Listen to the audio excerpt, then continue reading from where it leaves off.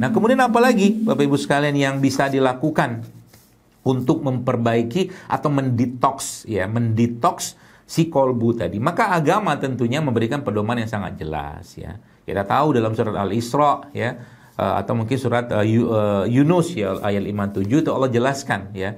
Dalam surah Al-Isra itu kan ayat 82 Allah jelaskan auzubillahi minasyaitonir rajim wa nunazzilu minal Qur'an wa huwa syifaa'un wa rahmatul lil mu'minin wa la yazidu zalimina illa khusara ya.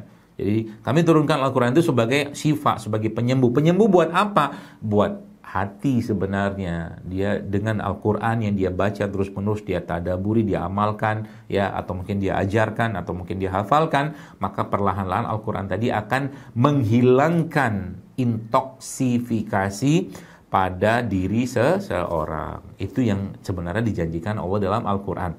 Lalu bagaimana lagi intoksifikasi yang kita bisa lakukan? Detoksifikasi yang kita bisa lakukan untuk memperbaiki racun-racun atau ya keracunan tadi itu yang masuk dalam tubuh kita. Banyak sekali sebenarnya. Ya, apa itu misalkan? Ya, sholat malam misalkan. Di luar kita tentunya ibadah-ibadah wajib, kemudian berzikir.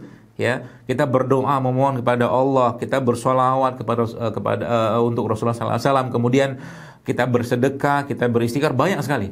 Ya, tapi ini diminta kita memohon, kita betul-betul meminta pada Allah, ya Allah jadikan setiap amalan yang kukerjakan ini ya Allah, ya itu menjadi pembersih dari racun-racun yang ada dalam diriku saat ini, racun-racun hati, ya. Baik yang ada sekarang ataupun yang pernah dulu ada pada diriku yang diwariskan oleh mungkin orang tuaku misalkan ya.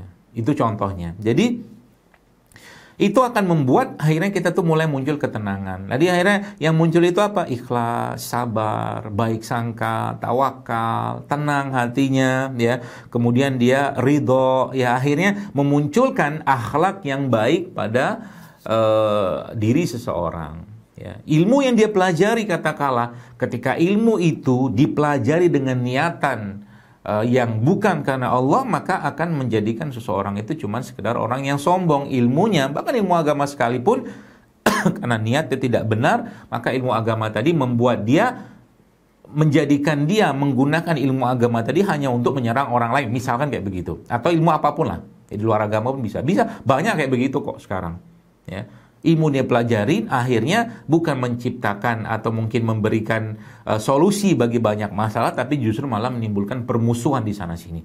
Ya, itu bukan ilmu yang benar, berarti kan salah niat mungkin. Ya, nah makanya dia tahu esensi mempelajari ilmu itu untuk apa misalkan. Jadi dibuang sombongnya, diganti dengan ikhlas, diganti dengan tawadhu, sehingga ilmu yang ada menjadikan dia seorang yang lebih berakhlak, beradab, orang yang lebih dekat dengan Allah, dekat dengan sunnah-sunnah Nabi seperti itu. Ya, nah. Ini salah satu salah satu caranya dari berbagai masalah tadi gitu kan, tentang detoksifikasinya.